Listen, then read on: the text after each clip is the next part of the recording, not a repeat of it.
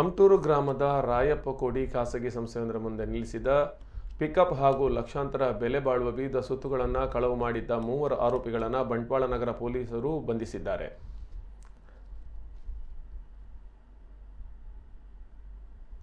ಕಾಸರಗೋಡು ಮಂಜೇಶ್ವರ ನಿವಾಸಿಗಳಾದ ಲತೀಶ್ ಜೋಗಿ, ವಿಶ್ವನಾಥ್ ಮತ್ತು ರವಿಕಿರಣ್ ಎಂದು ಗುರುತಿಸಲಾಗಿದೆ. ಆರೋಪಿಗಳ ಕೈಯಿಂದ ಸುಮಾರು 3 ಲಕ್ಷ ರೂಪಾಯಿ ಮೌಲ್ಯದ ಸೊತ್ತುಗಳನ್ನು ವಶಕ್ಕೆ ಪಡೆದುಕೊಳ್ಳಲಾಗಿದೆ.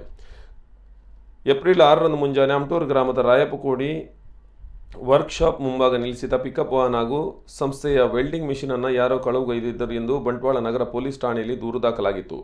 ದೂರಿನ ಹಿನ್ನೆಲೆಯಲ್ಲಿ ನಗರ ಪೊಲೀಸ್ ಠಾಣಾ ಇನ್ಸ್ಪೆಕ್ಟರ್ ಅವರ ನೇತೃತ್ವದಲ್ಲಿ ಪೊಲೀಸ್ ಉಪನಿರೀಕ್ಷಕ ಅವಿನಾಶ್, ಅಪರಾಧ ವಿಭಾಗದ ಎಸ್ಐ ಕಲೇಮಾರ್ ಅವರು 2 ತಂಡವನ್ನು ರಚಿಸಿ ಆರೋಪಿಗಳಿಗಾಗಿ ಬಲೆ ಬೀಸಿದ್ರು. ಆರೋಪಿಗಳಿಂದ 2,30,000 ರೂಪಾಯಿ ಮೌಲ್ಯದ ಪಿಕಪ್ ವಾಹನ, 5,000 ರೂಪಾಯಿ ಮೌಲ್ಯದ ವೆಲ್ಡಿಂಗ್ ಮಿಷಿನ್, 1,500 ರೂಪಾಯಿ ಮೌಲ್ಯದ ಕಂಪ್ಯೂಟರ್ ಮಾನಿಟರ್, 7,000 ರೂಪಾಯಿ 20 ನಗದು, ಕೃತ್ಯಕ್ಕೆ ಬಳಸಲಾದ 35,000 ರೂಪಾಯಿ ಮೌಲ್ಯದ ಬೈಕ್ ಸೇರಿದಂತೆ ಲಕ್ಷಾಂತರ ರೂಪಾಯಿ ಮೌಲ್ಯದ ಸೊತ್ತುಗಳನ್ನು ವಶಕ್ಕೆ ಪಡೆದುಕೊಳ್ಳಲಾಗಿದೆ.